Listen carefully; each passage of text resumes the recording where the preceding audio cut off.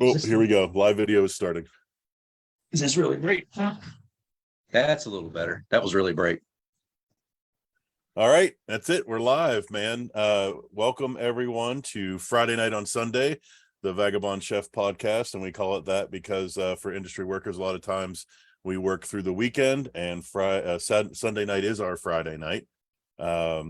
It's been a busy week. I just got back from J.Q. Dickinson Salt Works, where I did a 6-course meal on Thursday. Had an amazing time. Really great event, and looking forward to going back there and visiting with them again. It's an awesome place, West Virginia staple. And then this coming week, I'll be going to Community Kitchen Pittsburgh and working with the first sous chef I ever worked under when I started in the dish pit at West Liberty University in the early 2000s. Chef John Grabowski and I will be working together on a dinner that we will execute with his students Wednesday evening. I don't know if there are still tickets available, but you can check out Community Kitchen Pittsburgh for more details about that. And we are joined this evening by, as I said earlier, my favorite gadfly, the Mad Chef.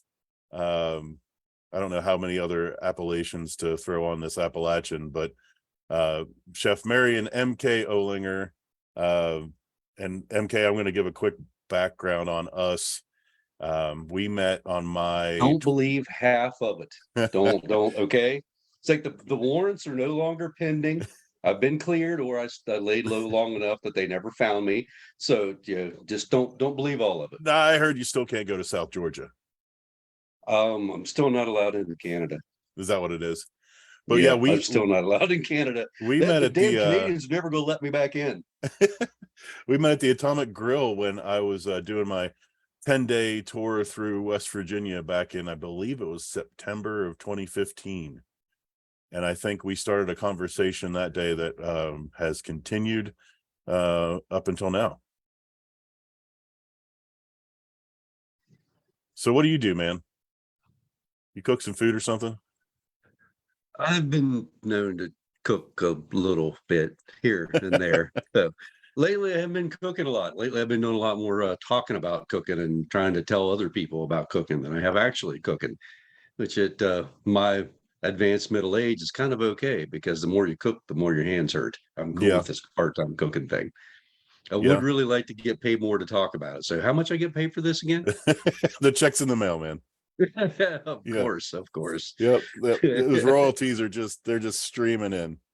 Mm-hmm. Oh, so let's talk a little bit about your background real quick, in case anyone, and we got Tammy Corbin Alfred is saying hi, much love to her lifelong friend.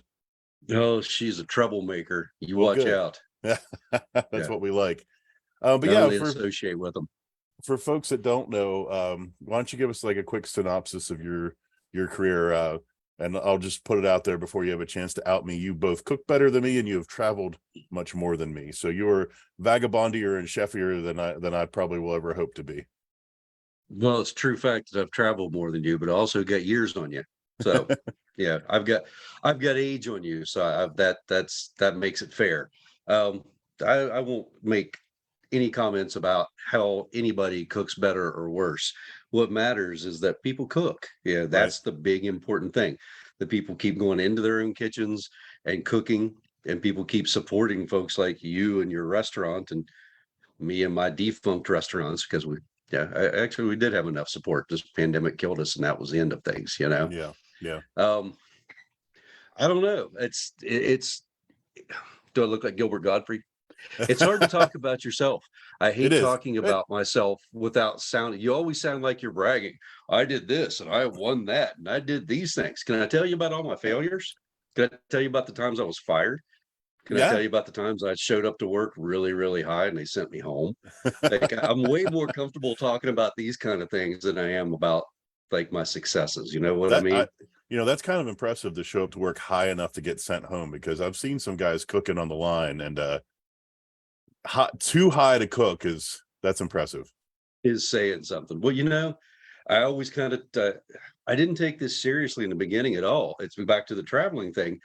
I got into cooking because of the travel. Mm-hmm. I mean, literally, I figured out that what the hell?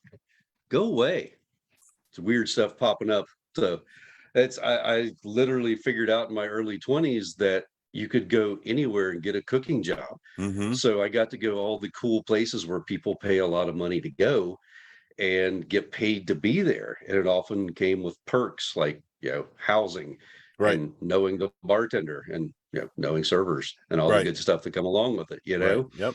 So that's my first decade in this business was simply spent, slinging plates simply to get me to cool places like living on top of the Rockies and living at the Mm-hmm. beach. And, like that's what it was all about for me. I didn't really get serious about it until I realized that I had some talent and I had a knack for it and I could move up in this business. And when I started moving up, I quit coming to work high, which is such a bummer. So it's so much more fun when you're under the influence. I Well, won't say I and never drank on the job because that's a good way to lose a finger. right. So Right. Yep. don't Being kids, do carefree, not drink and handle knives or hot oil. Do not. it's a bad When you're moving idea. a little slower, you're a little safer. But yeah, it is it's nice to have those days when you're carefree and didn't have payroll and rent and utilities and artistic integrity and all these things on your back, for sure. I miss the Yeah. days of I started out as a dishwasher and I kind of miss those days, man. I started out as a dishwasher and I don't miss being a dishwasher. I will say that. But I do miss being a 30 something sous chef where I got to only cook and cook all the best stuff and then go home without having to worry about scheduling and budgeting. And the chef's jobs involves a lot more office work. Right. Being a Right. sous chef is like the sweet spot, but you Yeah, it can't is. stay there. Yeah. If you're still a sous chef at 40, then you look like a failure or a Hmm. loser because you're not moving up. You've got Right. to move up or you'll start to sink. Right. I didn't want to move up. Yeah. you Yeah. know Yeah. Was there a moment when you realized, oh shit, this is kind of what I want to do? Like I want to put some energy into this and actually pursue it with a little seriousness, Yeah, I can tell you exactly when I lied my way into a job at Club Med in Vale and was literally just out there for the ski season. And there I worked at I was a line cook at the Breckenridge Brewery down in Breckenridge for a few weeks, and it was all a bunch of hippies, and I couldn't stand the music in the kitchen.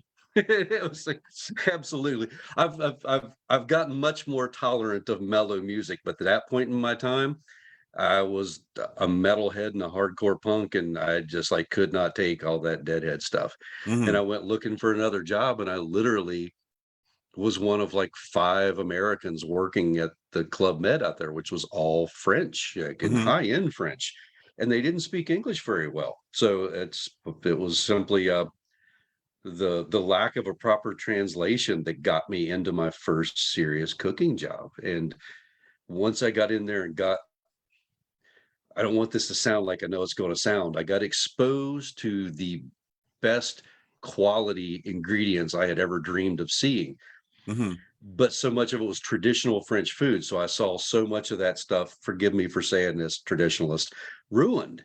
Hmm. Everything just cooked to death, Yeah. It's like, and Yeah. so much traditional French is so heavily sauced and so heavily cooked. And it just kind of was like my moment of going, these people are making 6 figures and traveling the world, and I'm better than a lot of what they're doing. I know Hmm. not to cook a shrimp for 20 minutes. You cook it for 2, Hmm. and it's like, but there was a saying there, and I don't know how to say it in French. I can't remember it, but it was all the same. You cook everything till it blends together to all the flavors are the same. But you know what that is? That's monotonous. Yeah, And that that's sounds boring exactly as what hell. that is. So, and I've learned there's far better French cuisine than what I saw there. That was like the classic traditional ultra white, ultra conservative, ultra like upper middle class, like ultra boring stuff right Yeah. there, Right. Right. just the French version of that. Yeah. So, Yeah. so The that most was accessible. exactly, that was the moment, just like tons of butter and cream, Right. tons of butter and cream, and it's like I like that was like kind of that moment where I realized, A, I really enjoyed doing this, but B, I could be good at this if I cared and if I tried. And Yeah. so Yeah. then I started caring and trying. That was the first time I cared because I'm a West Virginia farm boy and I care about doing a good job. It Hmm. matters. I cared. but I didn't try. I just Right. cruised, Right. Then like that's when I started trying. Yeah. No, And that's I got no, better. I had a very, very similar experience. So, but there is a gap between deciding, oh, I'm going to put my ass into this. Oh, and Daniel Finsley says, hey, this is the good stuff. Daniel was on with me here a couple weeks ago. Great guy, very talented artist, graphic designer in the area. Does a lot of good stuff. So thank you for joining us, Daniel. What's up, brother? There was a gap between, oh shit, I think this is what I want to put my ass into, and I really want to lean into this cooking thing. And I'm going to take that back to West Virginia. Like there was a big gap there, and that was during that gap I did my Vagabond chef trip around the country, and even after that year I was still not really planning on coming back home. So what was that moment where you were like, you know what, like I'm going to take this back to the hills and the hollows? I didn't have one. I No. was I was literally we'd spent several years in Seattle. And of course, my wife, Alegria, is from Southern Arizona. Mm-hmm. We had started doing summers in Alaska at a fly-in lodge, Kennecott Glacier Lodge. Look it up; it's beautiful, and it's clear at the end. It's a fly-in lodge. You can get a car out there, but man, you don't get out there without a four-wheel drive. It's a Yeah. long way from anything. And we were doing summers up there and winters in Tucson, and we just called those the Tom Waits winters. We went Mm-hmm. down there with a lot of money of our pocket, rented a place in the desert, and were abused our livers. Ben read a lot. Yeah. We fed our brains but abused our livers. That's what we did those winters. Yeah, that's And the Edward Abbey plan, isn't it? exactly. I Yeah. actually wound up living on the I didn't know this when I moved there, but I was there a few months and found out that his last home was out at the end of Silver Bell, which Mm-hmm. backs up against Saguaro National Park. Mm-hmm. And we were living on Silver Bell. I was living within like a mile of where his last house was, Wow, that's just by cool. pure luck. I know it That's was. really cool. It's like once I found it out, I'd walk the desert and think he probably walked here. How cool Right. is this? Yeah. But anyway, my dad had a heart attack and we dropped everything. We had left Alaska and we're moving back to Tucson and had just gotten there. And my dad had a heart attack. And we threw everything, packed everything in the van, and came home to take care of the farm while my dad recovered. Hmm. And this is the really funny part. But so my wife, the desert girl, fell in love with West Virginia. Like she absolutely. We were here for 6 months. Now we were down there working on the farm and taking care of the horses and just like doing what you do on the farm. And she like grew up in South Tucson and like and Phoenix when she was older, and it just like she loved the seasons. And Mm-hmm. we decided that if we were going to stay, we had to move up to Morgantown where the college was and where there was like a music scene and an art scene and a freak scene, Yeah. to be around people that were more like us. Mm-hmm. And like we were here for a year and I worked like 3 different executive chef's jobs and I quit every one of them because nobody would let me do anything that was really quality and nobody would let me do anything creative. It was 2003 and it was still stuck in 87 here, which Yeah. is a very West Virginia thing. We are culturally a decade behind, and that's okay. We're not trendy. We just don't Yeah. jump on every bandwagon. Right. But I wanted to do cool food, and nobody let me. So we maxed out all our credits cards and used all our savings and opened a little place of our own so we could do what we wanted. Nice. And Nice. we started out doing Latin cuisine. My wife was homesick for the food she grew up on and the kind of the culture she grew up in. Even though she's Filipina, she grew up in the Latina culture. Mm-hmm. And so we opened a place called Solera that was like we did every season. We changed the entire menu and did a different country or culture from Latin America. So we did Brazil for a while, we did Peru for a while, we did Cuba, we did modern Mexico. We did Mm-hmm. every 3 months the entire menu and everything would change and we'd do another type of cuisine. And we always put it out there. We're not claiming this is traditional or authentic. Mm-hmm. We're from here. This is like we love this food and we want to like expose people to this. We're not Right. like claiming it as our own. We always gave props to what we were doing. That was an important part of it. And when the big economic collapse came in '08, we had already started buying some local stuff. Yeah, this was before farm to table really got kicking. Mm-hmm. And when everything collapsed, and this is what always gets me in trouble. It was very, very clear that that was due to corporate greed, period. Mm-hmm. What happened in 2008 was purely corporate greed. So we decided we weren't going to buy anything from corporations anymore. Mm-hmm. For the next 5 years, we changed Solera to Richwood Grill. We went farm to table, and you could not get, I'm not going to name any of those things because we've had lawsuits for calling them fascist, but we couldn't buy any brand name. We have literally, that's how much they've got their finger on you. A tiny little restaurant in a little state like us got threatened with lawsuits for calling a major soda company fascist.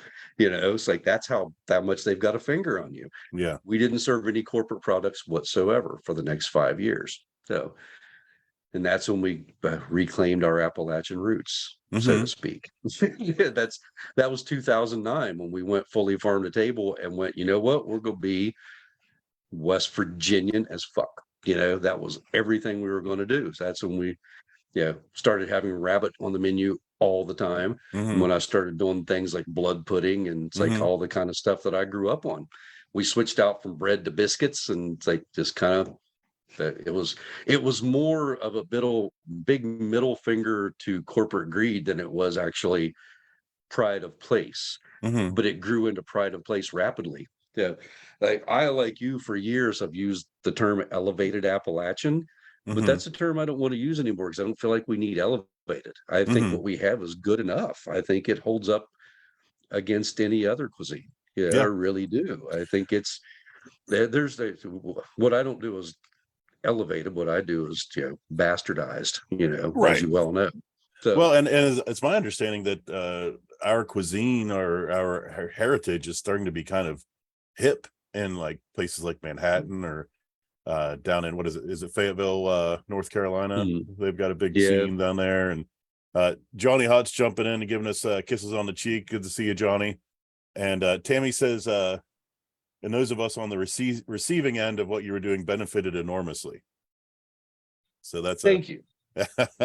It's you know what, it's been a journey of rediscovery. Right. Yeah, we've walked very similar paths, my friend. Yes, absolutely.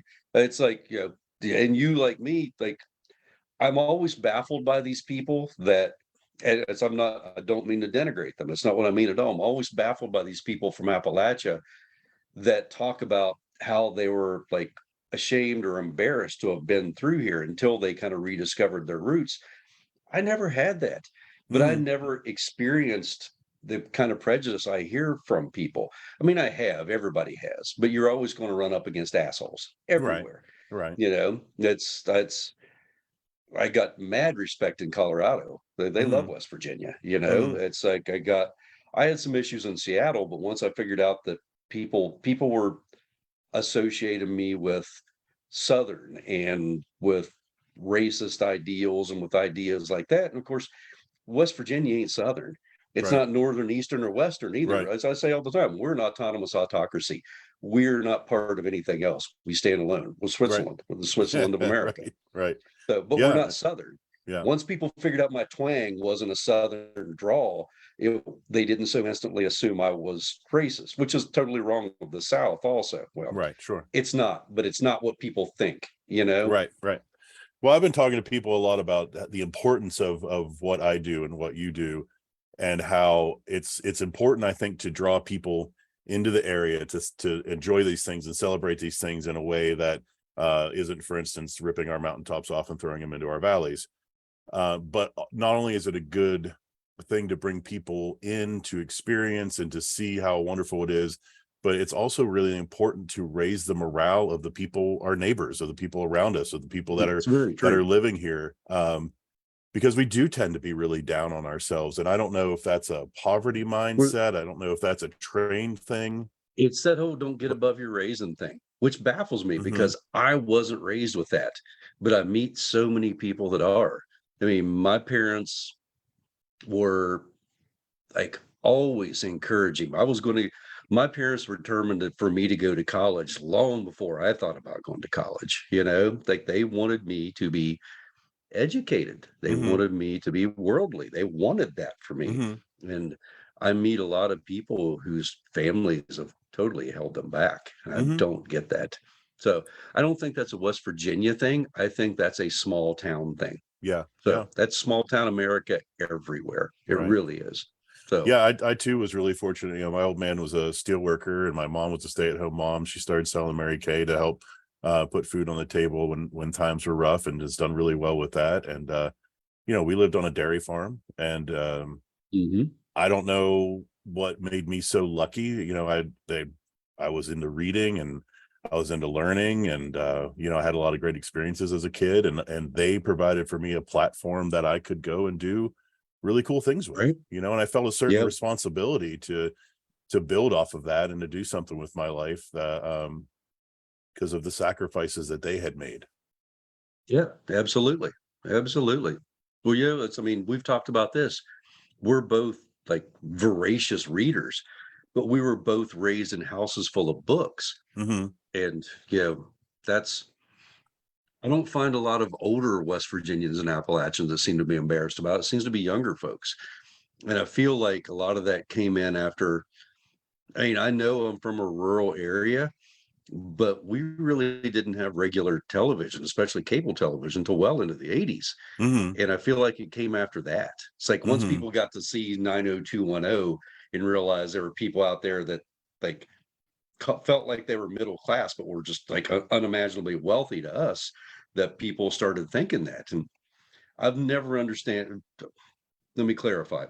I've never understood the poverty mindset. I get that, but then like down in the coal fields, there really are issues with that. Yeah. All industrial societies produce a poverty class Yeah. and an elite class, and that is very much an industrial society down there.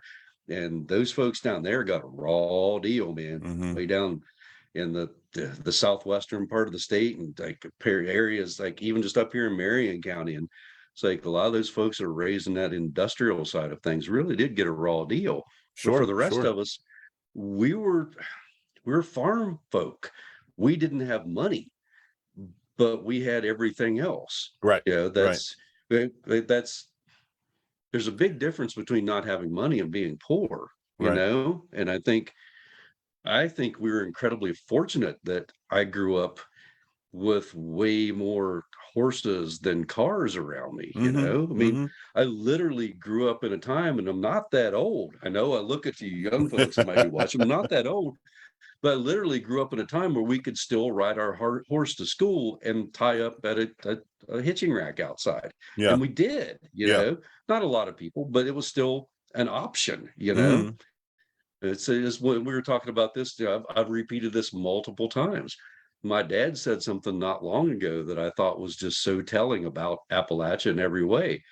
He said, when he was a kid, the only people that didn't have a horse were the rich people, Yeah. Yeah. because they were the only people that didn't need a horse. Right. Right. And we've reached a point now where only rich people have Right. horses Yep. because nobody else can afford to have one. That is wild. That's really It's like wild. everybody needed a horse up until like the 70s in West Virginia. Right. Almost everybody I knew had a horse or horses. And now nobody has a horse. I don't have a horse. That's crazy. Well, some of the I've got places to be the first Ohlinger in 300 years doesn't own a horse. some of the places that people live, I mean, it's way easier to get a horse back there than it is get a car or something. Absolutely. Yeah, absolutely. My mom just jumped on. She said we grew up with a good work ethic and a sense of community and teamwork. Yeah, Um, absolutely. so I'm curious how you said, you know, and we both have trod this land plenty, but how did a 12th generation West Virginian growing up on a farm, riding a horse to high school, get into punk rock and metal music? Because it's the best music out there. You know what? I feel like it wasn't for me. It's same for you. It's obvious. We were raised with a very self-reliant way of thinking. Hmm. And of course, I was raised on bluegrass and country, and because of my grandparents' age, a lot of older jazz, Cab Calloway, and that sort of stuff. Yeah. And so I liked upbeat, faster music. So when I Hmm. discovered like 70s metal in the first place, and I moved up into 80s like speed metal, and then discovered punk when I got to college, like the tempo of it already fit my lifestyle because we're busy people. Like I'm Mhm. always baffled by this, like this stigma of country folks as being slow. Mhm. Country folks are not slow. Country folks get shit done Right. all the time. Right. They're just moving to their own clock. So, but Well, and when I there's a got to difference college, and between country folks living on a farm and country folks like, living in a trailer park. Not to, say that anything is negative about folks that live in trailer parks, but that's that's a two very true. very big different classes. Yeah. Well, And the folks stuck in the suburbs don't have a lot to do. Folks on farms got a lot to do, right, you know? exactly. That's a good So, point. but it was, I tell this story all the time. My first day in college, my very first day up here, and I had literally like never been a place. I had never lived someplace where there was like a McDonald's or like a big grocery store. Like all this stuff was suddenly available to me. Hmm. My very first day here during freshman orientation, yeah, of course I brought my stereo with me. It had an 8-track and a cassette because I was progressive, Nice, But nice. I discovered U92 and I Hmm. heard both the Ramones for the first time and the Violent Femmes for the first time. Nice. And like literally not to be like cliche, but as the Minutemen said, punk rock changed my life. Right. Like right Yeah. there on the spot. I jumped from Iron Maiden and Judas Priest to going, what the hell is this? Right. Like, this is great. Yeah, I want to Right. be part of this. And that was where it went. Well, But it was West that like Virginia is very punk rock, man. I mean, it it's is. about DIY. It's about making it yourself. Exactly. Anti-authoritarian. Like it's a lot of what West Virginia is. Exactly.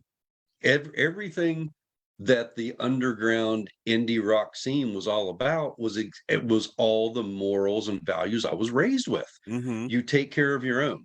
You're Mm-hmm. polite to people. You don't hurt anyone. You take no bullshit from anybody. Right. It's like you call out liars and bullies and thieves. You don't Mm-hmm. let it lie. Yeah, and Mm-hmm. everything about indie rock jived perfectly with my hillbilly childhood. Right. Like it was like a perfect mesh. I'm really amazed that more people don't see that, really. Mm-hmm. Mm-hmm. So it's like now everybody listens to all that new country crap. Ugh. So it Yeah, ain't country. That's all I I got to say. I was definitely Hank Williams raised is on country. yeah, I was raised Yeah. on outlaw country and still love and listen to that all the time. And love me some Hank 3, and he's got a few things to say about new country that I definitely agree with. Yep. Oh, my mom's watching, so I won't bring it up now, but Something about Dixie and country. That's all I something got to about that. say. Yep. So, but that kind of leads to an interesting topic I wanted to touch on, and that is kind of defining, and we can keep this to food or we can talk about culture in general, but defining what does make us Appalachian and what makes food Appalachian. And kind of we can see, especially nowadays, there can be a lot of gatekeeping involved in that, where there's other people out there telling you what you're doing is or isn't a thing or not, and like people try to take ownership over something, and it belongs to all of us, right? That's So I'm curious what you think about that. as you well know, I'm very guilty of gatekeeping. I will be the first to admit that because way too many people are like picking up and trying to do what we do, but do it not very well. Mm-hmm. Yeah, it's all really tricky. It is. It's very much a balancing act. Well, as you know, I've said before, and you and I are at loggerheads on this, and that is cool. Mm-hmm. My personal feeling is that anything that came from corporate America after like 1955 is utterly invalid, Mm-hmm. artistically, culinarily, in every single way, because it only exists to sell a product, Mm-hmm. period. Mm-hmm. On the other hand, there are a lot of people that do disagree with my view that you can follow anybody's culture backwards and include that. Mm-hmm. So many Right. of my friends are, yeah, you move past your obvious Irish and Italian and German and Polish into folks who are Indian and Gambian and Filipino and Argentine who are like born here because their parents or grandparents are in a few like even some of them go back 5 and 6 generations. like, why shouldn't we go back and explore what they brought to the table originally? Mhm. And I feel like what really, really gets mistaken about West Virginia is that it's so very, very white, like Right. plain, boring white. Right. And it is, I mean, by the census, we're America's least diverse state. This is very, very true. It can't be, just drive through it and you'll see. You can't deny Mhm. that. But Mhm. even amongst that, I mean, at one point we had 24 employees and 6 of them were of Hungarian descent. Like, so nobody thinks of Hungarian, Right. it's like, and yeah, Czechoslovakian, and it's like we like started in like in pulling all this stuff in from everybody's roots because they all brought that when they came here.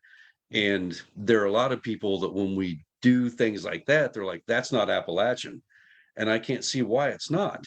If I have a friend whose grandparents came here from India and his parents were born here and he was born here, Right. then he's goddamn well Appalachian. Right. He's Right. Indian Appalachian, and it's like Right. what his parents and grandparents did is completely valid. But then people will say, well, that's not Appalachian. Appalachian's got to be squirrel gravy. And I'm like, well, yeah, Mhm. I love squirrel gravy. I grew up on it. Mhm. But my friend whose father was a a doctor in Charleston did not go out and go squirrel hunting. Like, Right. it's like they Right. didn't do Right. that. Right. It's like everybody's roots are valid. Absolutely. All that needs to be included. And that's that's where things get really tricky. Well, and our experiences can vary wildly from county to county, or even inside our counties, and definitely Mhm. from city to city. And something I've been looking for, and I've not found a good resource yet. And if you know of one, or if anyone listening knows of one, I would like to have a better grasp of what Native Americans were eating here before white people came. I would love to include Mhm. that in my palette of dishes, because I do think it's important to represent everyone. And I just wrote an article for State Tourism about the cultural diversity that's represented in Weirton, West Virginia, and how some restaurants are still evidence of that. There was a Greek place, the Oyanis. We had La Cucina for Italian food, and then Crazy Mhm. Mexican, because Mexicans are living here now and they are having kids here and they're Appalachian now. They're just Mhm. because they didn't emigrate in the 1900s doesn't mean that they're cut off. Doesn't, it's Yeah. Yeah. so I think it's important to draw from all that, but I definitely understand the frustration, to your point of treating the Appalachian parlance, or the jargon of our Mhm. area, as a set of buzzwords that you can use to sell a dish in your very not farm to table, very corporate, very just looking to turn a buck restaurant. And Yeah. that's super fucking frustrating for those of us out Yes. there doing the work, doing the R&D, making relationships with farmers and local markets and everything like that. And to see someone shortcut all of that and then somehow reap the benefits of that, it sucks. It pisses me off. It's I saw some like celebrity chef had done a dish that he called evocative of a West Virginia pepperoni roll. And it was like in no way a pepperoni roll. And all I could think is you're only saying that to be hip. Right. That's the only reason you're saying that. You don't really know what it is. You know, 2 or 3 years ago, we were in Arizona and friends took us to right before the pandemic shut everything down because again, my wife's family's in Arizona and we spend a Hmm. lot of time out there. I consider myself like first generation Sonoran, like my wife was first generation Appalachian. And they Yeah. took us to a place that was, how do I say it? It was Southern Gothic, hipster, like fancy, expensive. Like it was run by this like locally famous chef who owned like 6 restaurants, and this was his take on traditional Southern food. And Hmm. oh my God, it was all so wrong. Hmm. And our friends I know took us there thinking we would think this was really cool. Right. And to not offend them, oohed and awed over everything, but it was all, if not terrible, not that great and all Not wrong. inspired. It was very clear that that guy had not spent any time Like, and I'm not even from the South, but I've spent a Yeah. fair amount of time in the South. And it was very clear that guy just watched some videos and read a few cookbooks by other celebrity chefs from Atlanta or wherever, and just like Mm-hmm. pulled a bunch of stuff out of that and Mm-hmm. like opened a restaurant with that. And the place was packed and it was stupidly expensive. Yeah. And it was all wrong. Yeah. So then I just thought, I left there thinking, this is how it feels. So I Right. remember we did a dinner years ago because we've always done, we did our dinner series been going on for 18 years now, or Mm-hmm. a global Appalachian dinner series. And we had done what we always did was try to trace roots. So we have so many folks of Italian descent in West Virginia, and quite a few, surprisingly, folks from Ethiopia. Mm-hmm. So we had done we did an Eritrean dinner. And of course, I've never been able to say the name right. Eritrea, the tiny little country that's like in northern Africa, there was actually governed and colonized by Italy for 150 years. And you got this cool like Ethiopian, like Appalachian or Ethiopian Italian like fusion thing going there. Mm-hmm. So we did an Eritrean Italian dinner, and we had a fella from that country come, and he was really, really upset that nothing was like traditional and what he expected. And I'm like, we were focusing on the Italian part. The idea Right. was the Appalachian roots that would have like gone here and done this. And like I said, we've never called ourselves traditional or authentic. Right. We're just trying to showcase different foods and different cuisines and have some fun and stretch Right. our legs and do different stuff. And at that moment, I thought about that guy. And this was years ago when this happened, when this dinner we did. Mm-hmm. And this guy was irate. He was upset about it. And I totally at that point got it, Yep. because that was supposedly my people's food and it was Right. all wrong. Right. So Right. Right. Right. I get that. So I remember having a guy from Argentina telling us that our chimichurri was completely wrong. Mm-hmm. And I'm like, sorry. Yeah. It's like we like don't necessarily do traditional. Right. We just do what we do. Right. And that's one of the reasons why I like to do things that are somehow you need to set the expectation, right? So like it's Mm. not going to be what this, Yeah. so that people are a little more open-minded to it, because people do come a lot of times with a taste, a look, everything already in mind for what they think they're going to get, and then when they get something different, a lot of times they do get upset about it. They do. I can't count the number of times people have wanted to send a plate back and get like it taken off their bill because it's not what they expected. Right. And I'm like, well, I Right. can't help what you expected. The menu clearly states what it was. Right. Right. Your Right. Right. interpretation of that, like there's nothing wrong with this dish. It is what I said it was. Right. If you thought it was going to be something else, I can't help that. I tried very hard to rate the menu so it would describe the dish. Right. Right. And that's Well, just a customer that doesn't come back. and unfortunately, Don't give them sometimes their that money back. happens. They're not coming back anyway. They're already disgruntled. So Right. keep their money this time. Well, They're not coming back. and not everything's going to hit for everyone, and like No, not at I all. wouldn't sit here and say that you were wrong to try to do that dinner, and I don't think that guy was wrong for being upset about it. Like you Exactly. this is what happens. We're all these components out into the world bumping against each other. Some things Yeah. fuse, some things repel, and that's all well and good. That's all part Yeah. of the process. Yeah. But I have to say, not only is it a cherished memory of mine, but it's become a kind of a guiding force for me in this whole Appalachian cuisine thing. Is sitting on Tim Urbanek's porch with him several years ago, and I just asked him, I said, Tim, what, I don't know if this is correct, but I see Tim as kind of like the godfather of the farm to table movement in West Virginia. Absolutely. Yep. They were and he had horses too. So He sure did. Dude, that Yep. is an amazing guy, and Melody's awesome. And I'm so fortunate to have them, on speed dial on my phone, Give them the highest Appalachian compliment. They're good people. That's right. 100%. And I just asked him, I was sitting on his porch, what do you think Appalachian food is? And he sat there and thought about it for a minute. And he said, Appalachian food is people coming here, trying to make what they were used to eating with the ingredients that they could grow or forage. Exactly. They're trying to make the food they grew up on with what's here. Yep. And Exactly. that's become my guiding force in every dish I make. Either either I'm trying to add something new to that with currently available products, or I'm taking an idea that is outside of the area and twisting it to utilize Hmm. local products. But that's become a Yep. guiding principle for me. Yep.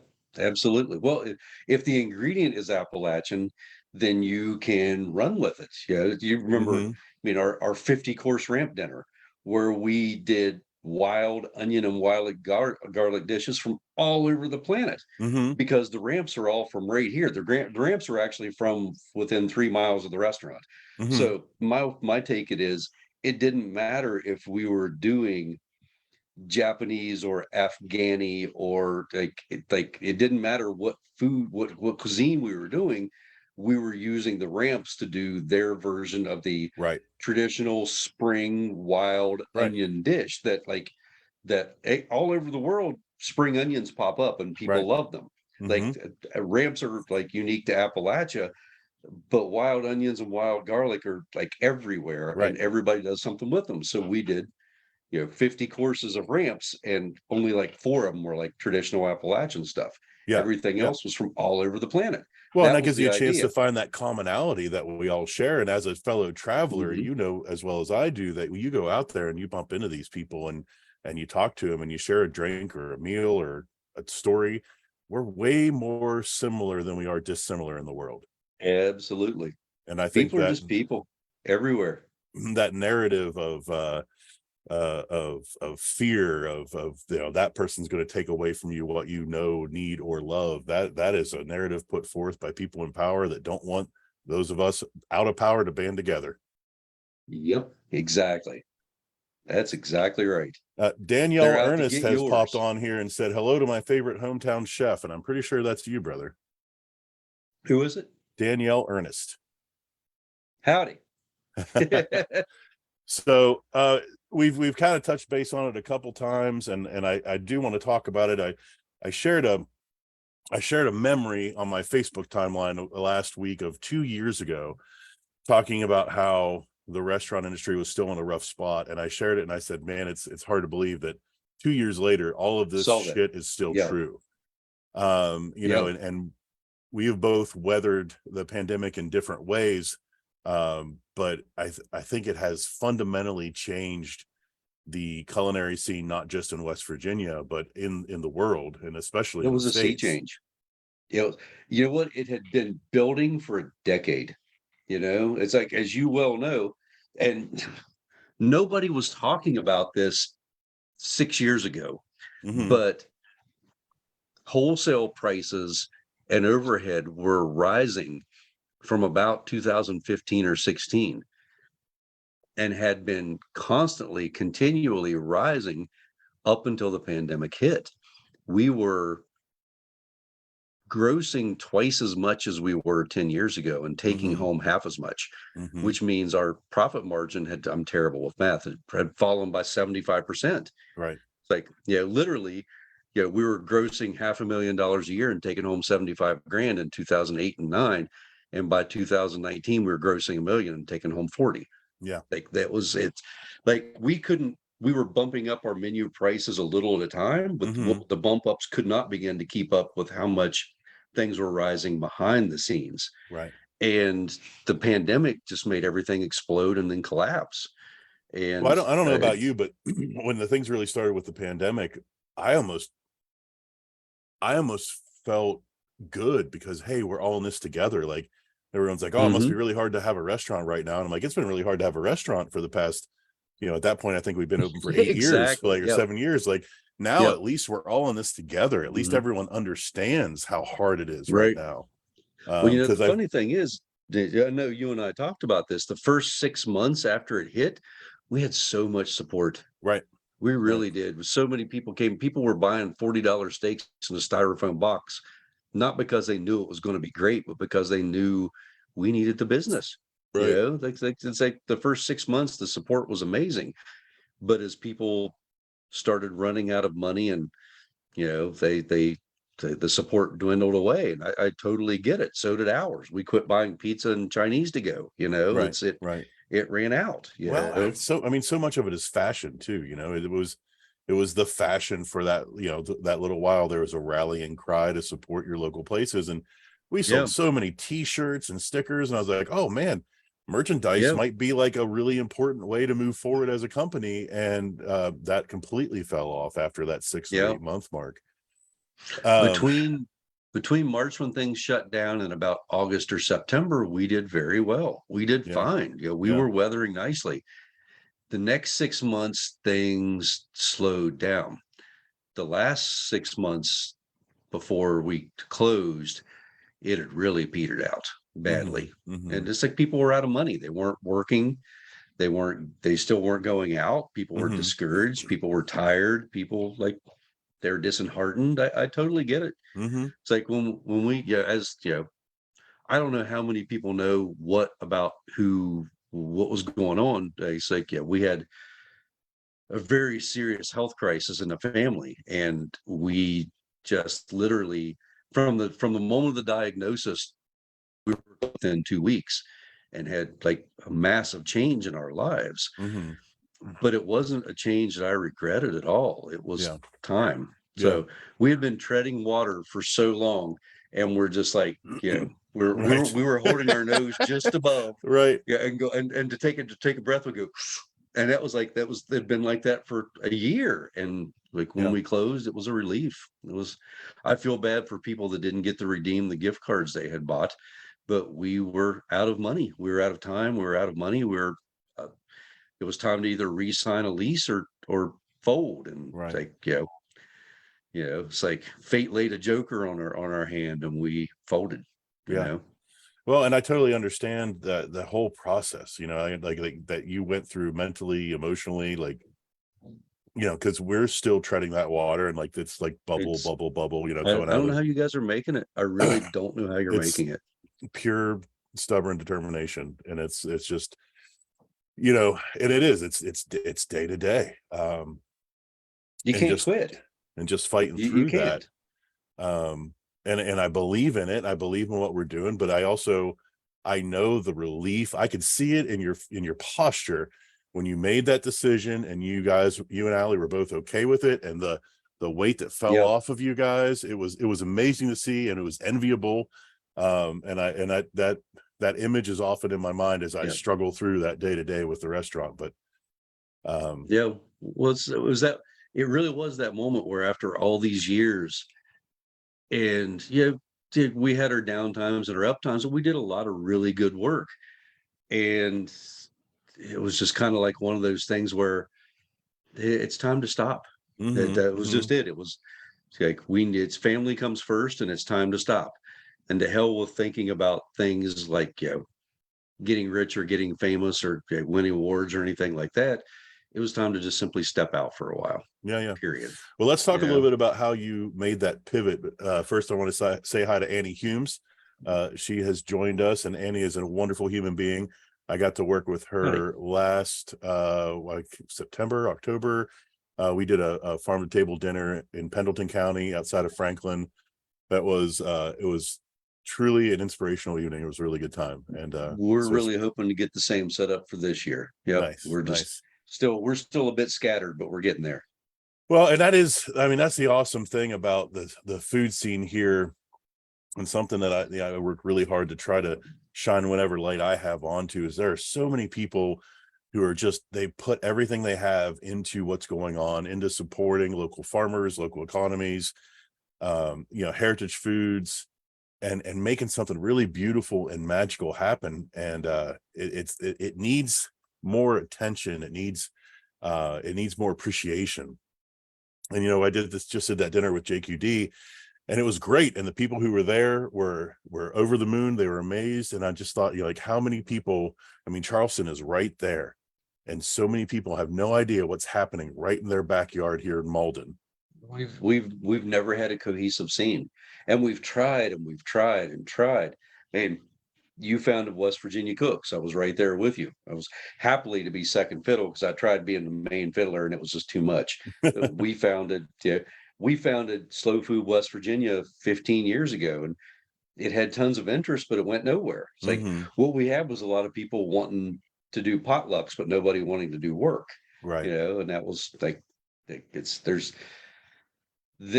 such a big spread out disparate scene here, but there's no cohesive scene. Yep. And Yep. I keep thinking, West Virginia cooks had a good start, but then the pandemic like smacked us down, and we really haven't got any of that momentum back yet. Right. Hope Well, it and comes my back. whole situation has changed because now I have a family, and I'm not trying to work 15-hour days anymore. And I'm not, Look at being an old dad. I mean, West Virginia Cooks is an amazing thing, and it's something I want to keep working on and keep building, but it's not paying any bills right now, and I've got to prioritize the stuff that is. And unfortunately, I just don't have the bandwidth for all that yet. But I do still really hope it's something we can keep working on together and keep doing. I think we may have fallen prey to the classic bad West Virginia Wi-Fi. I've got MK frozen on my screen. Anybody out there watching wants to drop a question while we wait for MK to get his Wi-Fi back up? It's nice to see you all in here. Annie, that apple Charlotte, I just made that for a catering gig.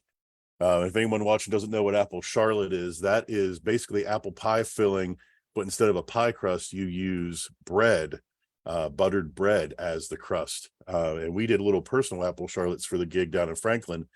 But recently I did one in a hotel pan for a catering gig, and it was really, really well received. People had no idea what it was. They'd never heard of it before, but they dove into it and they really loved it. And I highly suggest giving it a shot on your own if you ever have the chance. Apple Charlotte, you can look up a recipe online. It's really quite simple, just fresh apples stewed down with some cinnamon and spices, and then buttered bread as the crust. So give that a shot. Tammy says, any thoughts for you two collaborating again in the near future? We have had a million ideas to collaborate together. Most of them are horrible. We were talking about, I really wanted to do, when my son was born, I really wanted to do a meal based on the songs that you really want your children to hear or want your children to learn. And MK, Yeah, I'm back. you're back. Tammy, Yay! while you were gone, Tammy Well, asked if there were any thoughts on us collaborating in the near future, and I was telling her about my songs to teach your children dinner idea, and us realizing that no one really wants to listen to the songs that we that we want our children to listen to, and we probably wouldn't be able to sell tickets for that. my kids But were because I couldn't remember nursery rhymes. My kids were raised on punk rock songs sung like lullabies. yeah, perfect. Yeah, But yeah, as far as us collaborating in the future, I'm sure that'll happen absolutely. at some Yep. point. I don't know we have any plans at the moment, but we will. We have few plans for the year because our lives are still in flux, but things will at some point things will finally normalize and we'll be back out there. So Daniel asked, what's next? What's the next big move for Vagabond Kitchen in terms of taking gimmick foods or making it our own, like a champion? For example, we did a DeCarlo's burger. We took DeCarlo's pizza, which is an iconic Ohio Valley pizza, and made that the bun for one of our benefit burgers. cool. Yeah, it was really fun, and it was a cool way to bring in another local staple. We also did the Bigger Mac, which is what's one of our diverging areas, MK, where I think fast food is now Appalachian food, and we do takes on Appalachian food now. And actually, Fuck those fascists. Period. Right now on our menu, we are doing a 2-piece fish meal, which is Long John Silver's 2-piece fish meal. Yeah, Long John Silver's just stolen from traditional British and Welsh food. So cut the Long John Silver's out and take it to the real thing. So what I wanted to talk about before we ran out of time was how you guys made that pivot with Hill and Hollow, and what you're doing now. I want to hear, and I want you to be able to tell everyone. Oh, there you go. I want you to be able to tell everyone a little bit about the it's show. got dog hair on it. That's what Hair of the dog. You're supposed to drink that in the morning. Yeah. So let's talk about culinary concerts. Let's talk about the Pathways Foodways book that you're talking about. Any like that sort of stuff that now you're focusing on. Everything remains in limbo. It's so hard to get a continuous train of thought You know, Culinary Concerts is currently showing in 43 states.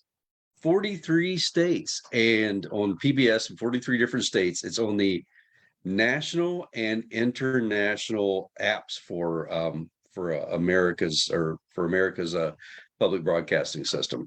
So if you're in Germany, you can go onto PBS and watch it. You can watch it in Australia.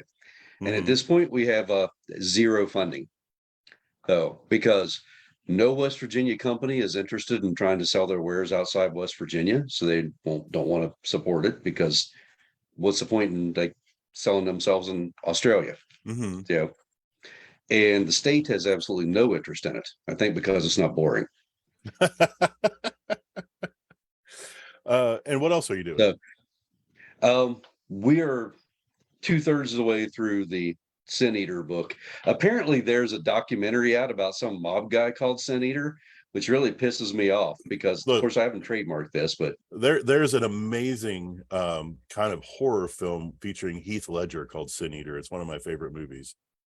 I've never heard of that either. There's also there's a fairly violent Japanese anime called Sin Eater. Oh, there you go.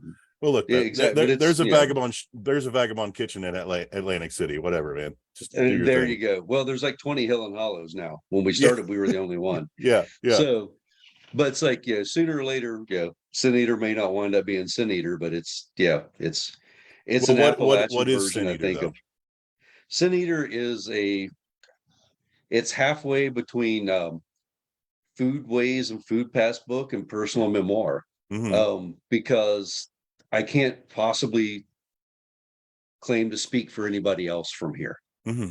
All I can do is tell my story from where I am from and where I've wound up. But I think that encompasses very much of what is Appalachia. There'll be no recipes. I hate recipes. It's like, fistful of this, a pinch of that. So some of these, some of those.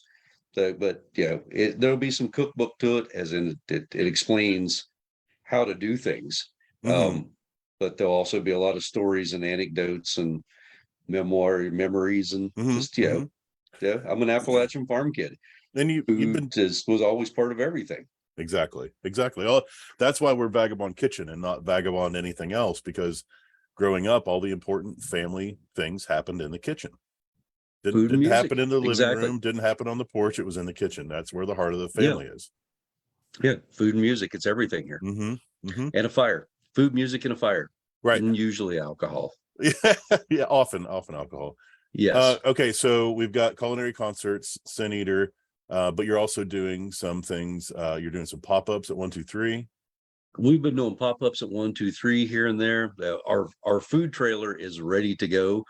We just finally traded off our piece of shit for sold our soul for a new truck.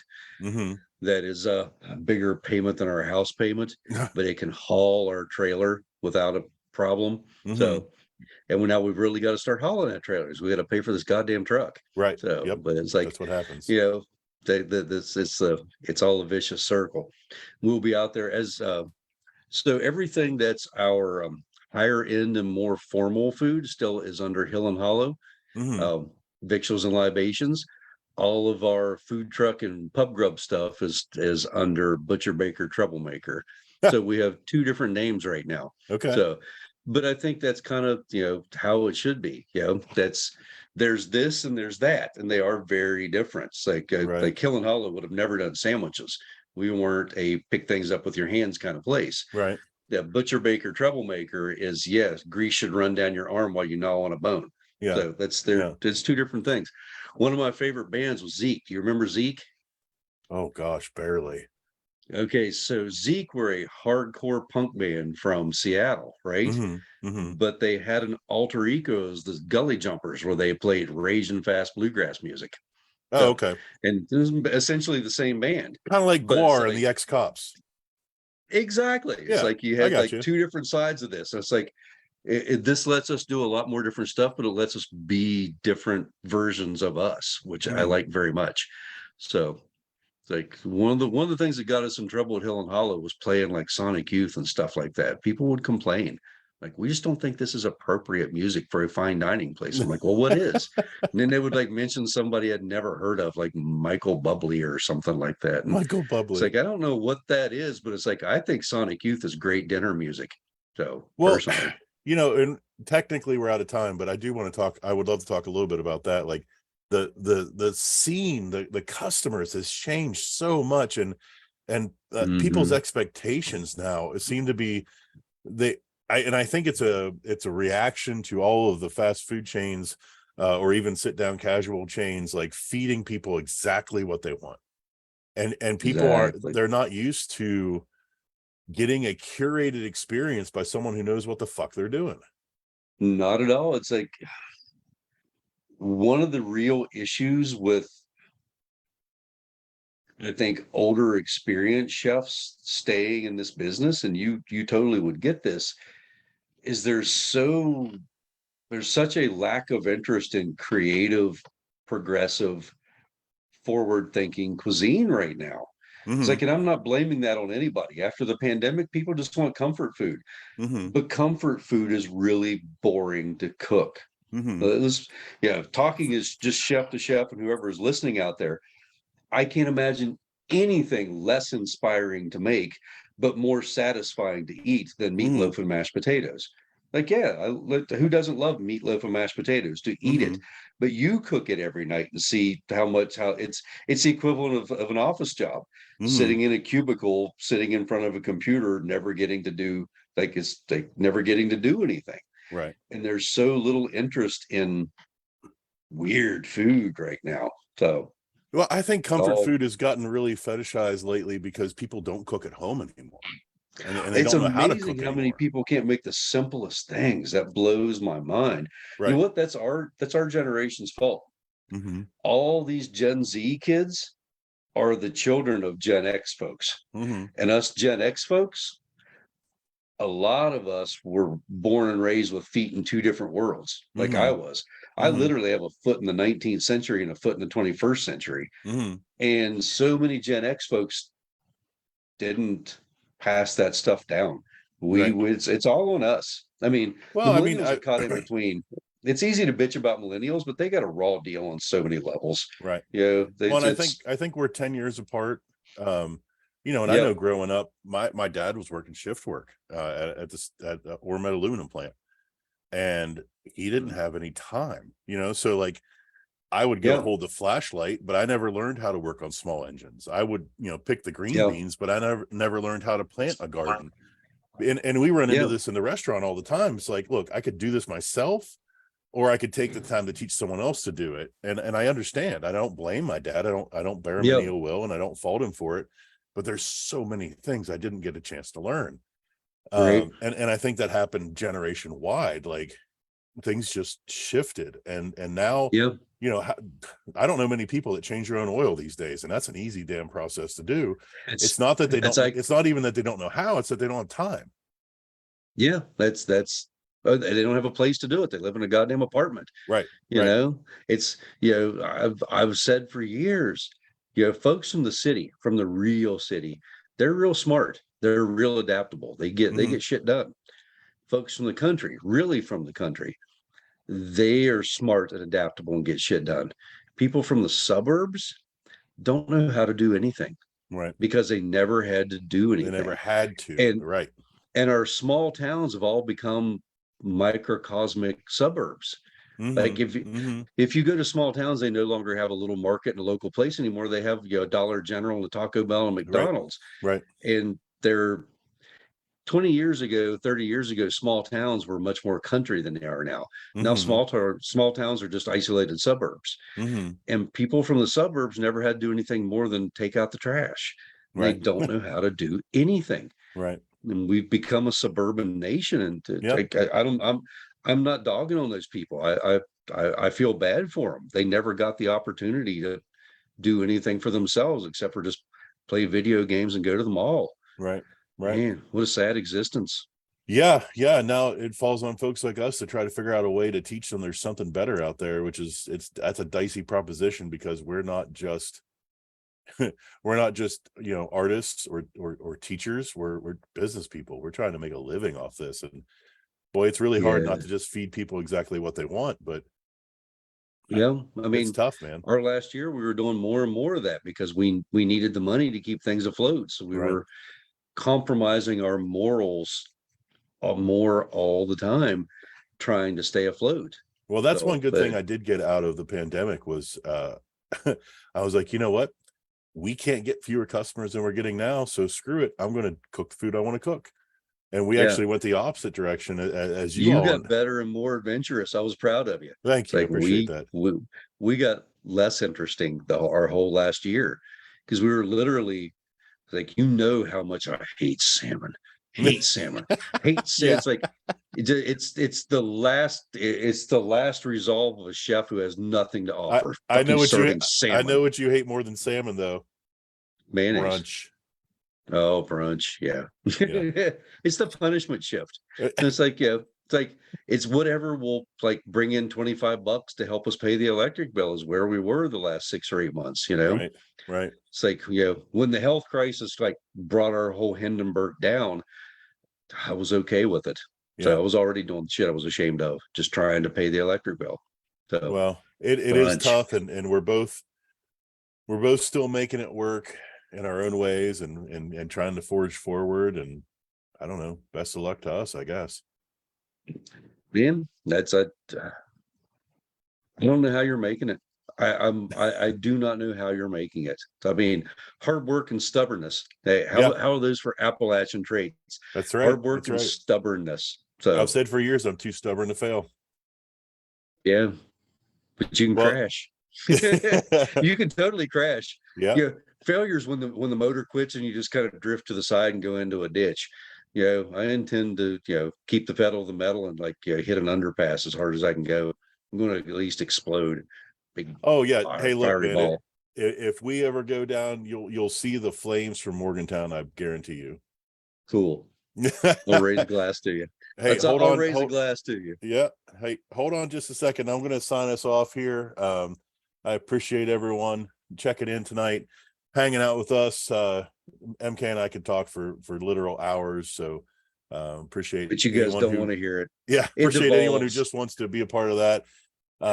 Next week, I will have my friend and chef John Grabowski on with me after we do the gig at Community Kitchen Pittsburgh. And I'm really excited with that. I'm really excited to reconnect with John. I haven't got to see him a whole lot over the years.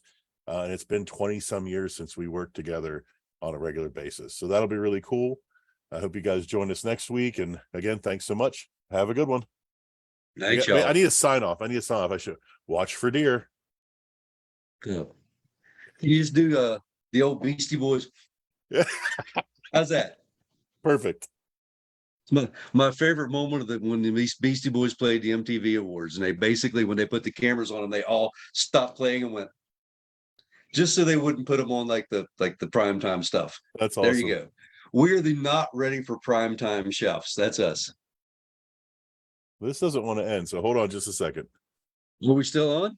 Yeah, I think so. Hold on.